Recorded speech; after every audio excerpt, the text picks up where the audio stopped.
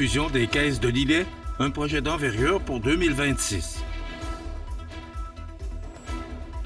Le Cercle des fermières de Montmagny fêtait ses 100 ans d'art textile. Des jeunes de la Côte-du-Sud brillent par leur esprit entrepreneurial.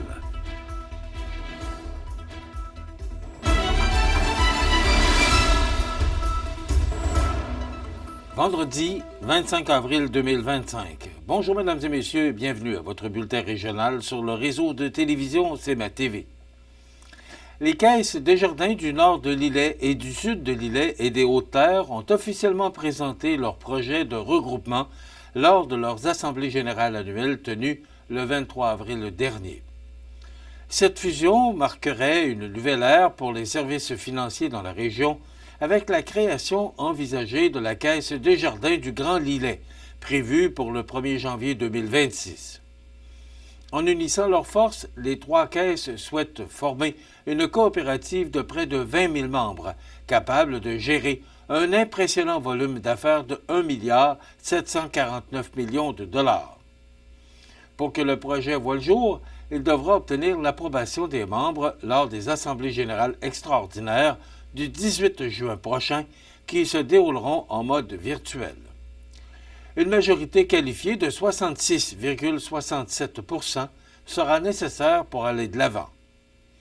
Selon M. Normand Caron, président de la Caisse Desjardins du sud de Lillet et des Hautes-Terres, cette fusion permettra de faire face plus efficacement aux défis du monde financier actuel. Ensemble, nous pourrons grandir plus durablement, a-t-il conclu. De son côté, M. Pierre Roy, président de la Caisse Desjardins du nord de Lillet, ajoute que la future entité aura la capacité d'offrir des services encore mieux adaptés aux besoins des membres, tout en attirant et retenant du personnel qualifié. Il lance un appel clair aux membres. Nous comptons sur vous pour appuyer ce projet porteur. Les administrateurs affirment avec conviction que ce regroupement représente un pas en avant, une réponse concrète aux enjeux de demain et un engagement renouvelé envers les communautés locales.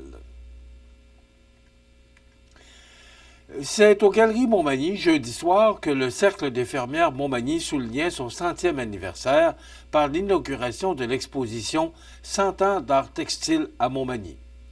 Cet événement se voulait d'être une soirée festive afin de célébrer leur histoire et partager avec la population des souvenirs et leur savoir-faire.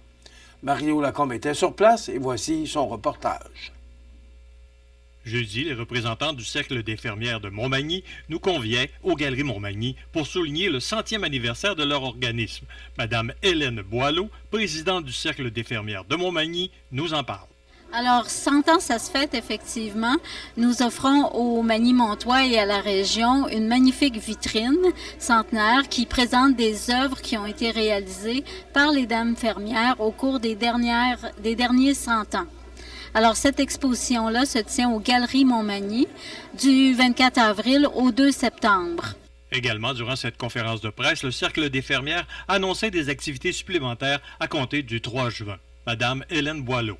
Oui, à la bibliothèque, ce sera plutôt un volet archives, puisque les archives du Cercle sont vraiment extrêmement riches et précieuses.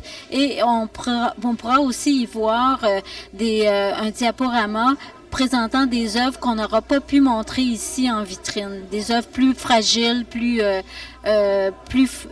fragiles. Voilà. La date, c'est du 3 juin au 2 septembre. Madame Boileau dévoilait également une grande activité regroupant les cercles de fermières Bellechasse, Etchemin et Montmagny. Oui, la semaine prochaine, l'Espace citoyen reçoit le congrès régional du Cercle de fermières Bellechasse, Etchemin, Montmagny.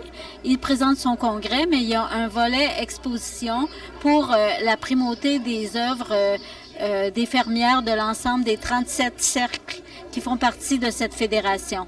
Ça se tient les 2 et 3 mai. De quelle heure à quelle heure?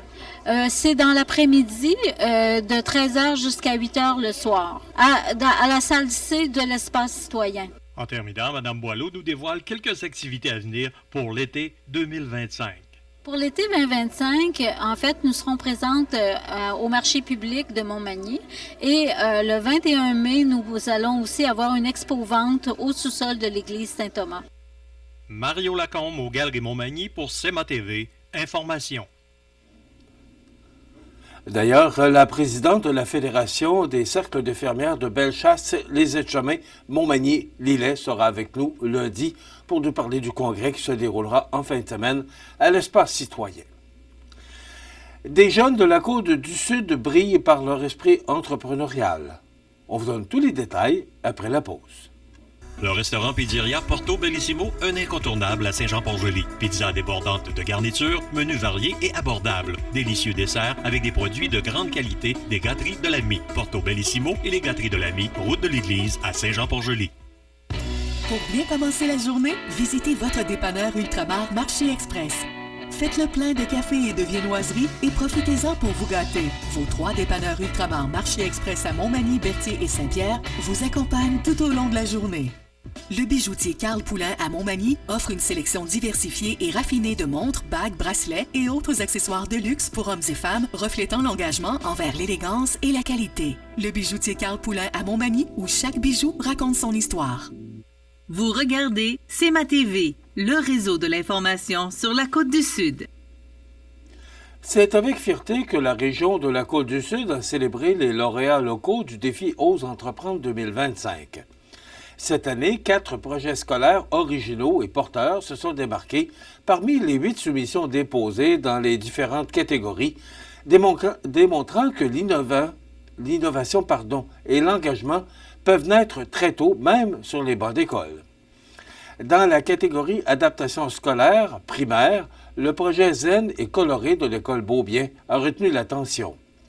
Sous la supervision de leur enseignante Camille Salva, 6 élèves en classe d'adaptation scolaire ont conçu et vendu des bombes de bain.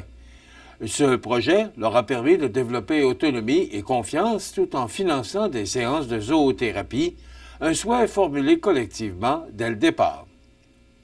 Du côté de l'école primaire Morissette à Sainte-Claire dans Bellechasse, les élèves de 5e et 6e année de Mme Lisanne Fournier ont mis la main à la pâte, car leur initiative, intitulée « Goûter la cuisine d'ici », une bouchée, un sourire, a permis de cuisiner des douceurs accompagnées de messages positifs distribués à des patients atteints de cancer via l'organisme Accueil Sérénité.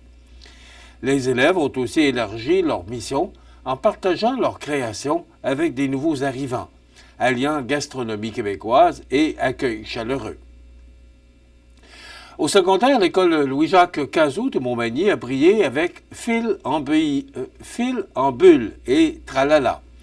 Ce projet de l'adaptation scolaire et des formations préparatoires au travail, chapeauté par l'enseignante Priscilla Ouellette-Fournier, consiste à créer des produits d'hygiène à partir de matériaux recyclés comme des linges à vaisselle, chouchous, savon. En plus d'acquérir des compétences techniques et entrepreneuriales, les jeunes redonnent à la communauté. Une partie des profits étant versée à la Fondation de l'Hôtel-Dieu de Montmagny. Enfin, chez les adultes, le Centre d'éducation des adultes de Montmagny s'est démarqué avec Senteur d'agrumes, un zeste de bonheur. Inspiré par les parfums d'agrumes qui flottaient à l'heure du lunch, les participants Les participants ont conçu un pot-pourri éco-responsable à partir de pelures séchées et de sacs faits à la main. Une belle manière d'apprendre à valoriser les ressources et à faire plaisir aux autres. Ces 4 projets gagnants représenteront fièrement le Centre de service scolaire de la Côte-du-Sud lors du gala régional qui se tiendra le 29 avril prochain à la polyvalente Benoît Vachon de Sainte-Marie. La directrice générale du Centre de service scolaire, Mme Rachel Bégin, s'est dite impressionnée. En offrant aux élèves cette opportunité, les enseignants leur permettent de développer une multitude de compétences essentielles. Ces projets sont des occasions uniques de consolider les apprentissages de façon créative, engageante et concrète. Félicitations à tous les jeunes entrepreneurs en herbe qui, par leur passion, leur engagement et leur originalité, font rayonner notre région et bâtissent l'avenir, une idée à la fois. Excusez-moi. Le Centre intégré de santé de services sociaux de Chaudière-Appalaches est activement à la recherche de familles d'accueil pour offrir un foyer stable, aimant et sécurisant à des enfants âgés de 0 à 17 ans. L'appel est lancé à toute personne désireuse de faire une réelle différence dans la vie d'un jeune, notamment ceux ayant des besoins particuliers comme une déficience physique ou intellectuelle ou un trouble du spectre de l'autisme. Accueillir un enfant, c'est bien plus qu'ouvrir sa porte. C'est lui offrir des repères, du soutien et surtout une chance de s'épanouir dans un environnement bienveillant. Les familles d'accueil bénéficient d'un accompagnement constant du CI3S de Chaudière-Appalaches pour les aider à jouer ce rôle essentiel. Des témoignages viennent appuyer cet appel.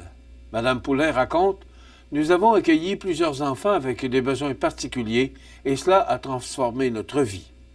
Le soutien du CI3S a été constant, autant pour les enfants que pour nous. » Richard, lui, résume simplement « Si tu as l'appel d'aider, tu ne regretteras pas l'expérience. » Pour devenir famille d'accueil, il faut, avant tout, avoir de l'empathie, un bon jugement et des méthodes éducatives positives.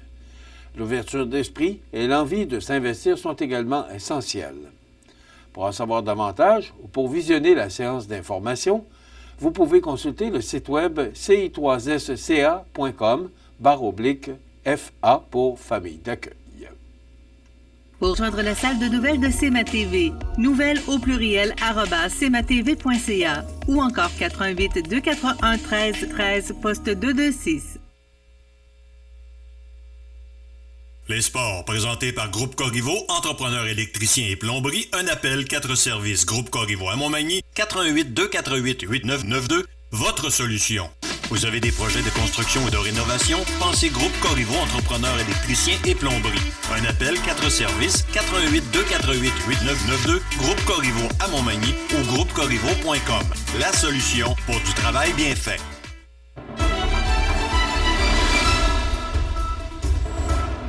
Au sport, les Sphinx de l'école secondaire de Rivière-du-Loup accueillent pour une deuxième année consécutive les championnats de hockey scolaire en division M15 relève et M18 relève jusqu'au 27 avril prochain.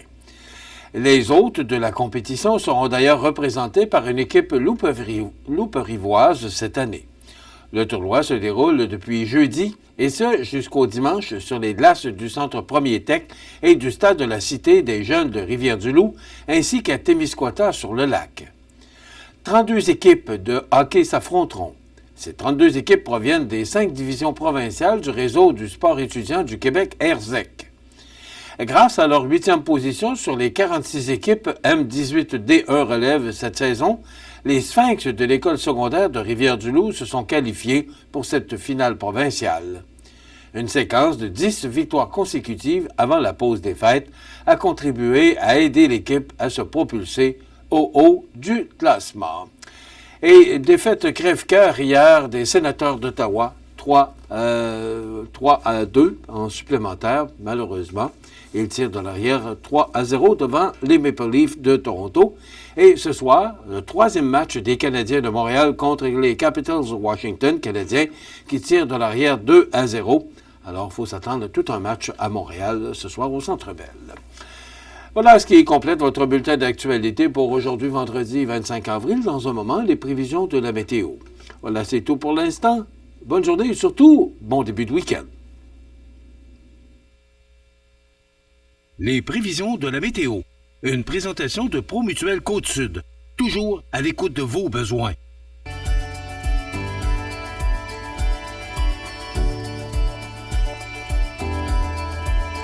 Besoin d'assurance?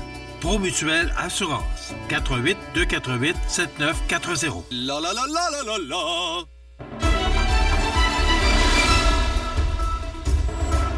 Alors, pour hier, nos météorologues ont vu juste, parce qu'en fin de journée, ça s'est ennuagé, même, je dirais qu'aux alentours de 19 h, là, ça sentait la pluie, mais on n'a pas eu de précipitation.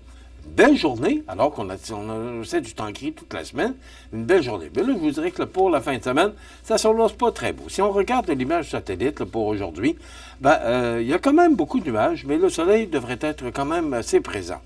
Mais pour la fin de semaine, il y a un important système qui va nous atteindre et nous apporter passablement de précipitations, particulièrement pour samedi.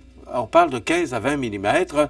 Pour dimanche, ce sera nuageux, venteux et vraiment sous les normales de saison. Donc, pas une belle fin de semaine en vue. Si vous avez des activités, c'est peut-être le temps d'y passer. Donc, pour aujourd'hui, c'est du temps généralement ensoleillé avec un maximum de 10 degrés. Ce soir et la nuit prochaine, ennuagement, de la pluie intermittente qui débute vers minuit. On parle de 5 à 10 mm de pluie pour la nuit et des vents du nord-est de 20 km/h avec un minimum de plus 5. Demain samedi, de la pluie. On parle de 5 à 10 mm supplémentaires, des vents du nord-est de 30 km/h avec des rafales à 50, température stable à près de 6 degrés. Pour dimanche, pluie, venteux, maximum de 7. Le retour du beau temps devrait s'effectuer lundi avec du soleil et un maximum de 13 degrés. Et pour mardi, c'est le retour des nuages avec 15 degrés. Ça va se réchauffer passablement là, pour la semaine prochaine. Les normales de saison, ce temps-ci de l'année, sont de 11 degrés le jour et 0 la nuit.